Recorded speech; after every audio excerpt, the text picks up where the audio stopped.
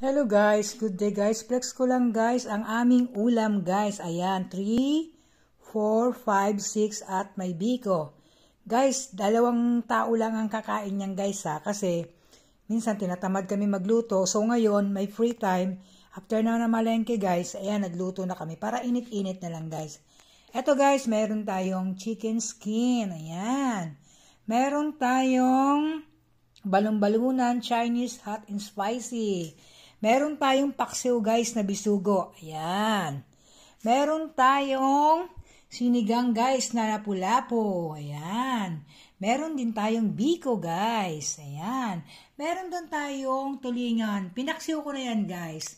Tapos pag kakainin na lang namin, saka ko siya lalagyan uli ng gata. Ayan. Meron tayong bopis guys. Ayan ang masarap na bopis natin na bopis ng balong-balunan at atay ng balong-balunan guys. O, diba guys? 2 tao lang guys ang kakain yan guys. Pero yun nga, init-init lang guys kasi medyo busy na naman sa trabaho. Yan lang guys. Thank you for watching. Like, share, and follow. Thank you.